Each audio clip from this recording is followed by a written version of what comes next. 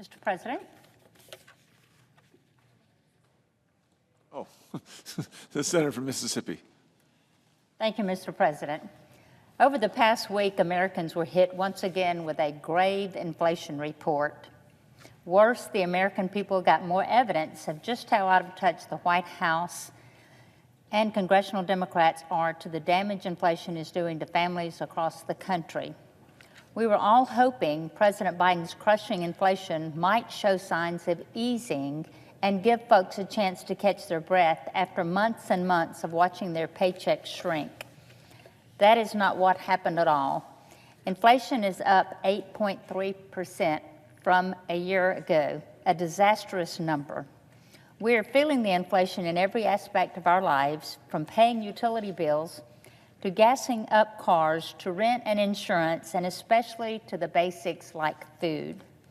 Grocery prices are up 13.5% from this time last year, which is a crushing blow to most Americans who visit their local store once a week, like I do.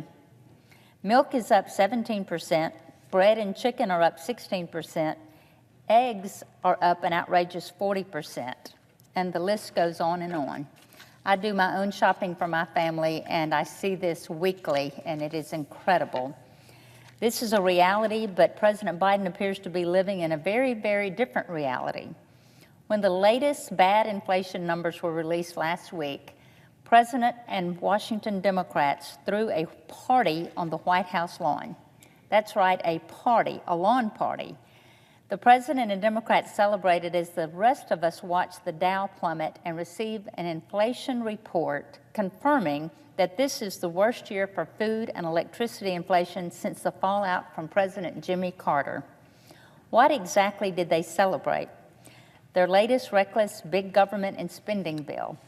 Mr. President, I don't have to remind you that just over a year ago, the Democrats rammed through their $2 trillion spending spree, despite economists warning that it would be a catalyst for rampant inflation. Economists warned us then, and they are warning us now about the misnamed Inflation Reduction Act, namely that it won't do anything to ease inflation, but it will certainly add to the deficit. Apparently, hosting a big party is preferable than heeding these nonpartisan warnings and getting to work to get our nation back on the right track. When the Inflation Act was on the floor, Republicans tried countless times to adopt solutions to tackle inflation, crime, and secure our border. But our efforts were consistently shut down because not one Senate Democrat could spare a penny from the Green New Deal. No, they have their own priorities, and they are awfully out of touch with the priorities of American families. On Sunday, we were given more evidence that the President is living in a completely different world than the rest of us. The President appeared on 60 Minutes, where he discussed several challenges currently facing our nation. Only according to him, our nation is doing swell. Indeed, the President seemed to paint a rosy picture of little to no inflation and suggested we should be relieved by the new inflation numbers. When asked what he could do better and faster to help Americans get some relief at the grocery store checkout line, he claimed inflation was hardly at all up. Hardly at all?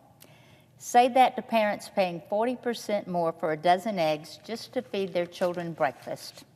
Say that to workers who are watching their savings dwindle month after month because their paychecks can't keep up with these prices. Say that to the Americans who are just barely getting by in this economy. President Biden, you may not have to visit the grocery store or pay an electricity bill, but my constituents do. Time and time again, the President and his allies in Congress have proved he is out of touch with American priorities and in denial about real suffering and fears for the American people. They are right to question whether they can still afford the leadership they're getting out of the White House and Democrat-led Congress. It's high time for the President and Democrats to align their priorities with those of the people, allow real solutions